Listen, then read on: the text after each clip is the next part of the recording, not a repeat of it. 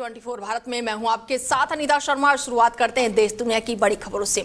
और बड़ी जानकारी आपको बता दें कि उत्तराखंड के बाद अब असम सरकार ने विधानसभा में बिल पास किया है और राज्य में लागू होगा यूसीसी। बड़ी जानकारी आपको दे दें कि उत्तराखंड के बाद अब असम राज्य में भी यूसीसी वो लागू होगा। असम सरकार ने विधानसभा में पेश किया है बिल और असम में यूसीसी लागू करने की तैयारी वो तेज हो गई है। यूसीसी पर हेमंता सरकार का बड़ा कदम देखने को मिल रहा है। हेमंता विश्व शर्मा सरकार ने असम में यूनिफॉर्म सिविल कोड यानी कि यूसीसी लागू करने की दिशा में बड़ा कदम उठाया है। सोमवार यानी कि 25 मई को असम विधानसभा में यूसीसी बिल पेश किया गया। उत्तराखंड के बाद से अब असम राज्य भी पूरी तरह से तैयार हो चुका है, जहां पर समान नागरिक संहिता लागू की जाएगी। सरकार का कहना है कि यूसीसी का उद्देश्य सभी नागरिकों के लिए एक समान कानून लागू करना है, जिससे विवाह, तलाक, गोद लेना और संपत्ति जैसे मामलों में समानता लाई जा सके। मुख्यमंत्री हेमंता विश्व शर्मा पहले भी कई बार कह चुके हैं कि राज्य सरकार सामाजिक सुधार और समान अधिकारों के लिए प्रतिबद्ध है। विपक्ष ने बिल को लेकर सवाल उठाए और इसे राजनीतिक एजेंडा बताया है। वहीं सरकार का दावा है कि ये कानून समाज में समानता और पारदर्शिता बढ़ाने में मदद करेगा। विधानसभा में बिल पेश होने के बाद से अब इस पर चर्चा और बहस की प्रक्रिया तेज हो गई है।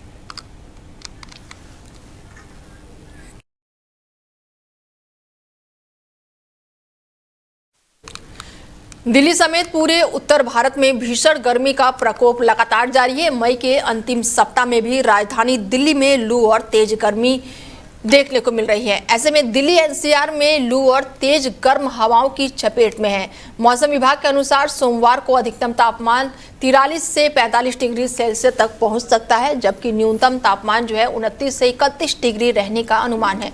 ऐसे में दिन के साथ रात में भी गर्म वो रात बनी हुई है। मौसम विभाग ने 24 से 27 मई तक दिल्ली एनसीआर में हीट वेव और साथ ही सीवियर हीट वेव का अलर्ट जारी किया है। कई इलाकों में तापमान सामान्य से 1 से 2 डिग्री अधिक दर्ज किया जा सकता है।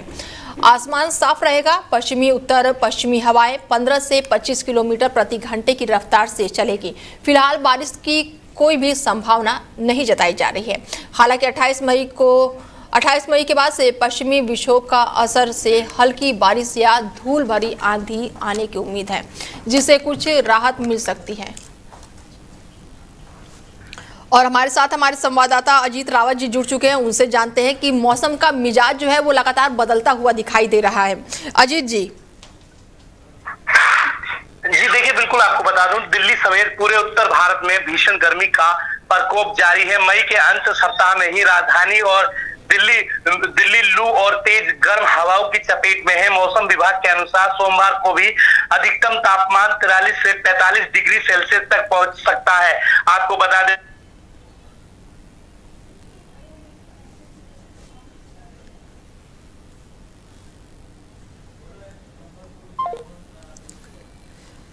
चलिए, उनसे हमारा संपर्क टूट गया है। एक बार फिर संपर्क करने की कोशिश करते हैं। बता दें कि मौसम का मिजाज दिल्ली एनसीआर सहित यूपी कई राज्यों में बदलता हुआ दिखाई दे रहा है और इसको लेकर लगातार अलर्ट जारी किया जा रहा है। और अजीत जी हमारे साथ, उनसे बातचीत करते हैं किस तरीके से देख रहे हैं। दिल्ली एनसीआर में भी और यूपी में भी हर जगह रेड अलर्ट जारी किया गया है, येलो अलर्ट जारी किया गया है। अजीत जी देखिए, दिन और रात में भी गर्मी का जो परसेंट गर्मी का जो प्रकोप है वो भी रात में भी इसका असर देखने को मिल रहा है। वहीं मौसम विभाग ने 24 से 27 मई तक दिल्ली एनसीआर में हीट वेव के कई इलाकों में तापमान सामान्य से 1 से 2 डिग्री से अधिक दर्ज किया जा सकता है। आसमान साफ रहेगा, मगर वहीं पश्चिमी उत्तर प्रदेश हवाएं 15 से 25 किलोमीटर प्रति घंटे की रफ्तार से चलेगी। फिलहाल बारिश की कोई संभावना नहीं जताई जा रही है। हालांकि 28 मई के बाद पश्चिमी विक्षोभ इसका असर वो देखने को मिल सकता है। हल्की बारिश या धूल भरी आंधी वो आने की उम्मीद है, जिससे कुछ राज्यों में राहत मिल सकती है। विशेषज्ञों के मुताबिक जो राजस्थान से आने वाली गर्म और सूखी हवाएं वो घटती हरियाली और वाहनों का बढ़ता दबाव गर्मी और बढ़ा रहा है। आपको इसी के साथ साथ बता दें कि स्वास्थ्य विभाग ने भी लोगों को दोपहर 12 बजे से 4 बजे तक घर में रहने की सलाह दी है। घर से बाहर ना निकलने के लिए अपील की गई है। ज्यादा पानी पीने और बच्चे बुजुर्ग का विशेष ध्यान रखने के लिए भी सलाह दी गई है। हालांकि इन सभी चीजों को देखते हुए हीट वेव का जो असर है उससे जो स्कूली बच्चे हैं उनकी भी छुट्टी कर दी गई है। जिला प्रशासन स्तर पर इसका आदेश जो है वो 23 तारीख को ही लागू कर दिया गया था। उनके निर्देश के बाद बच्चों की भी छुट्टी गर्मी की कर दी गई है हीट वेव को देखते हुए। तो एक बड़ा असर जो है वो देखने को मिला है दिल्ली एनसीआर के अंदर। बिल्कुल, ऐसे में अजीत जी आज से जो है नौतपा शुरू हो रहा है और वैसे भी भीषण गर्मी देखने को मिल रही है। क्या कुछ तैयारियां चल रही हैं इसको लेकर? क्या सरकार की तरफ से कुछ अलग से एडवाइजरी जारी की गई है? देखिए, साफ तौर पे सरकार के साथ साथ लोगों को भी ये समझना पड़ेगा। उनके साथ साथ जो तैयारियां हैं वो देखने को मिल रही है कि जो जगह जगह जो चौराहे हैं, चौराहों पर पानी पीने के लिए व्यवस्थाएं की गई है। वहां पर एक मटका, 2 मटके रखकर वहां पर जो आने जाने वाले जो सफर करने वाले लोग हैं, हर चौराहों पर कई ऐसे चौराहे हैं जहां पर ये नगर निगम द्वारा, गाजियाबाद नगर निगम द्वारा ये पानी रखा गया है, जहां पर लोगों को जल पीने में कोई दिक्कत ना हो। वो ज्यादा से ज्यादा पानी का इस्तेमाल करें, लिक्विड ज्यादा इस्तेमाल करें, नारियल पानी ज्यादा इस्तेमाल करें, जूस ज्यादा इस्तेमाल करें।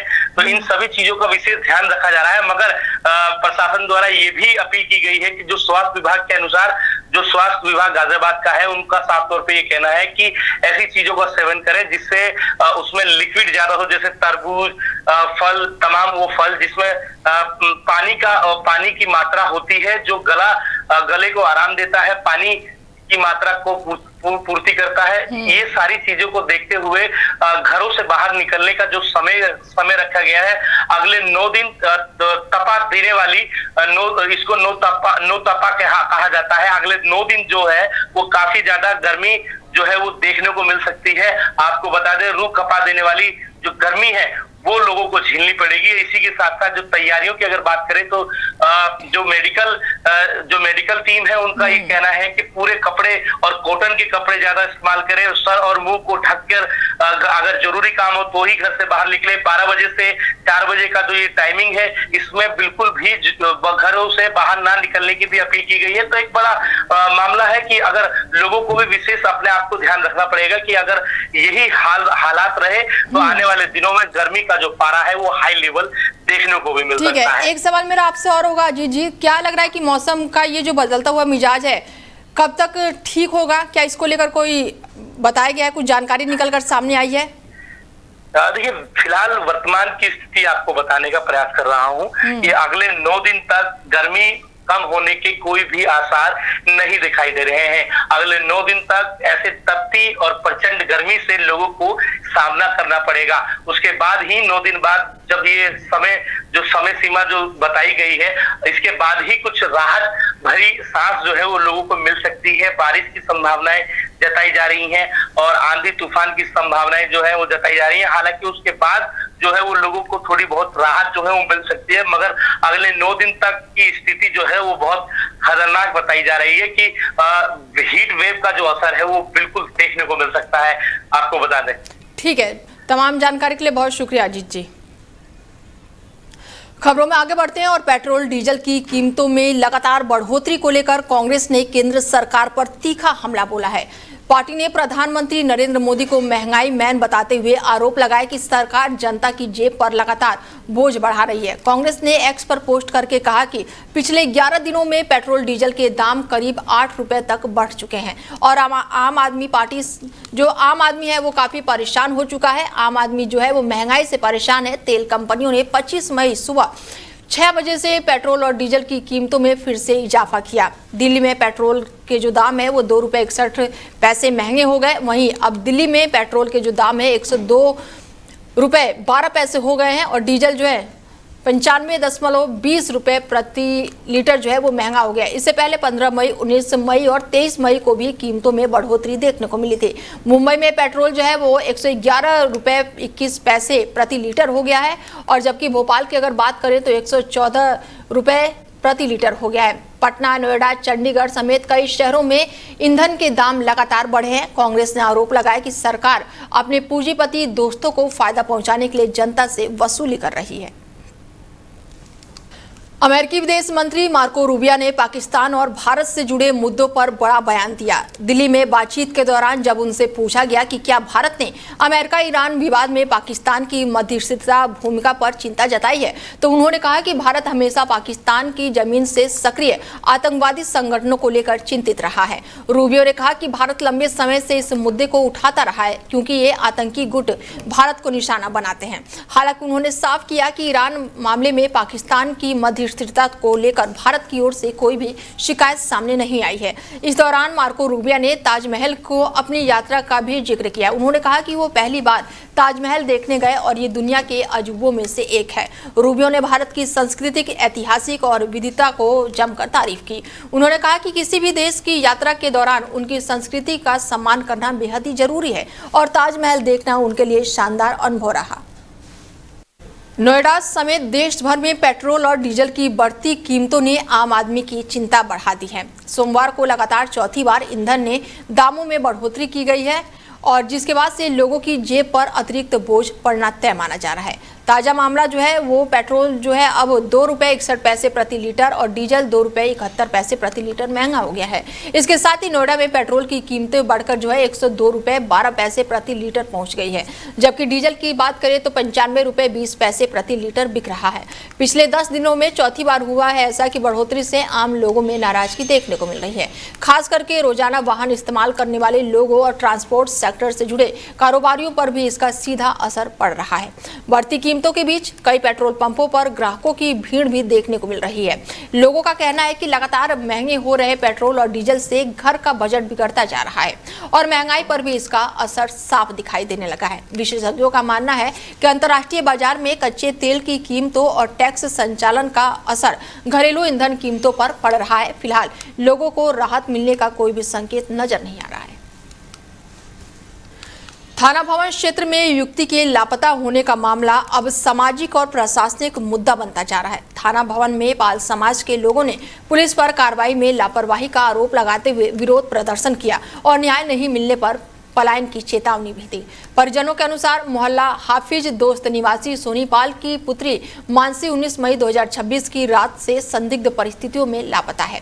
परिवार का आरोप है कि विकास पुत्र देश राज, जो कि थाना भवन थाने में चौकीदारी के पद पर कार्यरत बताए जा रहे थे, युवती को बहला फुसलाकर अपने साथ ले गए। परिजनों ने यह भी आशंका जताई है कि आरोपी पहले से शादीशुदा है और उनकी पुत्री के साथ कोई अनहोनी हो सकती है।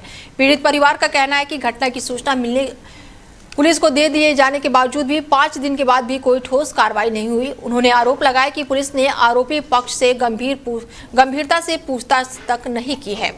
रविवार को पाल समाज के दर्जनों महिला पुरुष ने अपने घरों में न्याय दो और पलायन लिखे पोस्टर लगाकर प्रदर्शन किया। प्रदर्शनकारियों ने चेतावनी दी कि यदि जल्दी कार्रवाई नहीं हुई तो वो थाना भवन छोड़ने को मजबूर होंगे। समाज के लोगों ने सोमवार को अपने घरों की चाबियां पुलिस अधीक्षक और जिलाधिकारी को सौंपने की बात कही। प्रदर्शन में सोनीपाल और साथ ही कई ग्रामीण लोग जो है वो बड़ी संख्या में पहुंचे और वहीं थाना भवन पुलिस का कहना है कि मामले की गंभीरता से जांच की जा रही है। प्रभारी निरीक्षक के अनुसार युवती बालिग है और उनकी तलाश लगातार जारी है। पुलिस का कहना है कि कोई भी महत्वपूर्ण जानकारी मिलने पर तत्काल आवश्यक कार्रवाई की जाएगी।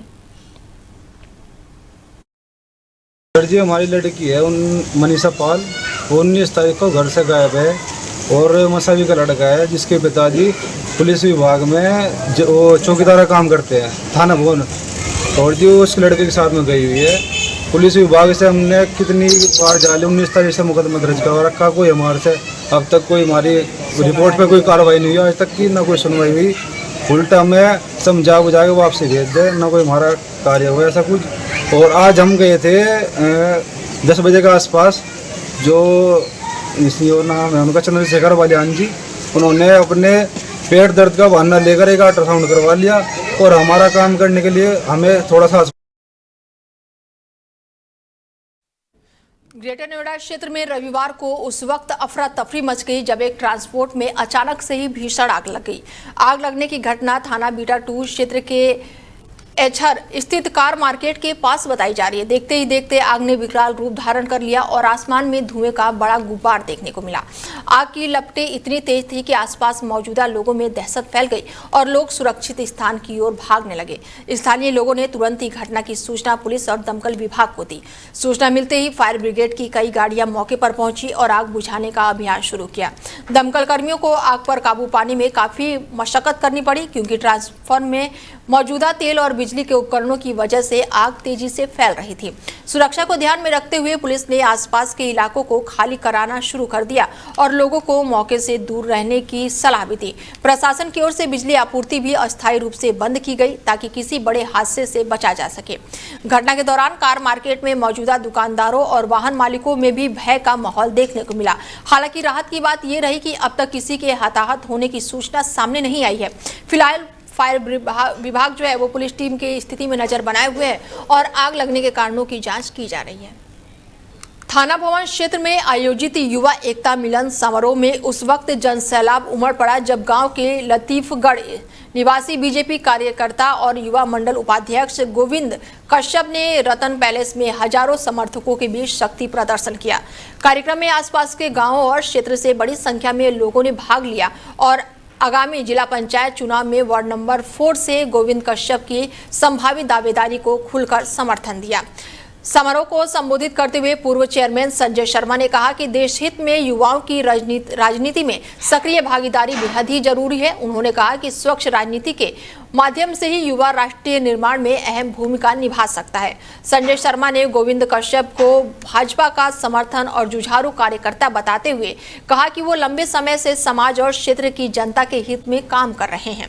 वहीं गोविंद कश्यप ने कहा कि भारतीय जनता पार्टी के कार्यकर्ता है और यदि पार्टी उनको अवसर देती है तो वार्ड नंबर 4 से जिला पंचायत सदस्य पद का चुनाव लड़ेंगे।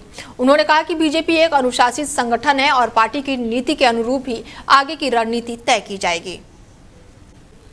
जनपद शामली में आयोजित पंडित दीनदयाल उपाध्याय प्रशिक्षण महाअभियान 2026 के अंतर्गत बीजेपी जिला प्रशिक्षण वर्ग का आयोजन किया गया। उत्साह और राष्ट्रीय भक्ति के माहौल में संपन्न हुआ। कार्यक्रम में पहुंचे वरिष्ठ बीजेपी नेताओं ने कार्यकर्ताओं को संबोधित करते हुए संगठन की विचारधारा, सांस्कृतिक राष्ट्रवाद और विकसित भारत के संकल्प को विस्तार से रखा। वक्ताओं ने कहा कि भारतीय जनता पार्टी का प्रत्येक समर्पित कार्यकर्ता राष्ट्रीय सेवा को अपना सर्वोच्च दायित्व मानते हुए प्रधानमंत्री नरेंद्र मोदी के विकसित भारत और आत्मनिर्भर भारत के विजन को धरातल पर उतारने के लिए पूरी निष्ठा और समर्पण के साथ काम कर रहा है। उन्होंने कहा कि बीजेपी आज केवल दुनिया की सबसे बड़ी राजनीतिक पार्टी ही नहीं बल्कि सेवा, सुशासन और राष्ट्र निर्माण का सशक्त माध्यम बन चुकी है। नेताओं ने कार्यकर्ताओं से आह्वान किया कि वो बूथ स्तर और संगठन को और अधिक मजबूत करें ताकि केंद्र और प्रदेश सरकार की जन कल्याणकारी योजनाओं को अंतिम व्यक्ति तक पहुंचाने में सक्रिय भूमिका निभाएं। गांव हसनपुर लुहारी स्थित गुरुद्वारा साहिब गुरु नानक दरबार में रविवार को स्वर्गीय सरदार मीर सिंह सैनी की स्मृति में 15वें विशाल निःशुल्क नेत्र जांच शिविर का आयोजन किया गया। यह शिविर doctor Saif Chatterjee eye hospital Saharanpur के तत्वाधान में आयोजित किया गया, जिसमें बड़ी संख्या में लोगों ने पहुंचकर आंखों का जांच कराया और शिविर का शुभारंभ जिला पंचायत सदस्य डॉक्टर नीरज मैनपाल सैनी ने फीता काट कर किया। सुबह 10 बजे से दोपहर 2 बजे तक चले इस शिविर में 50 साल से उससे अधिक आयु के लोगों की आंखों की जाँच की गई और इस दौरान काला मोतिया, मोतियाबिंद, अन्य नेत्र रोगों की जांच कर मरीजों को आवश्यक परामर्श भी दिया गया है। शिविर में मौजूदा डॉक्टर मानसी ने बताया कि इस बार काला मोतिया और रेटिना संबंधित रोगों की संख्या अधिक देखने को मिली। गंभीर मरीजों को तत्काल उपचार के लिए चयनित किया गया। उन्होंने बताया कि चयनित मरीजों को एम्बुलेंस के माध्यम से अस्पताल भेजने की व्यवस्था की गई है, जहां उनका ऑपरेशन, रहना, भोजन और आवागमन का पूरा खर्चा संस्था द्वारा वहन किया जाएगा। मुजफ्फरनगर में भीषण गर्मी के बीच रुड़की रोड इलाके में उस वक्त अफरा तफरी मच गई जब अचानक से ही विद्युत तारों में आग लग गई और देखते ही देखते आसपास के कई बिजली के तार धू-धू करके जल उठे, जिससे इलाके में हड़कंप मच गया। आग लगने के कारण पूरे क्षेत्र में विद्युत आपूर्ति ठप हो गई और लोगों को भारी परेशानी का सामना करना पड़ा। स्थानीय लोगों के मुताबिक भीषण गर्मी और ओवरलोडिंग की वजह से तारों में स्पार्किंग हुई है, जिसके बाद से आग तेजी से फैल गई। घटना के बाद से मोहल्ला वासियों में विद्युत विभाग विभाग के खिलाफ भारी रोष देखने को मिला। लोगों ने आरोप लगाया कि कई बार शिकायत किए जाने के बावजूद भी जर्जर तारों को नहीं बदला गया। वहीं वार्ड मेंबर का फोन नहीं उठाने पर लोगों ने नाराजगी जताई।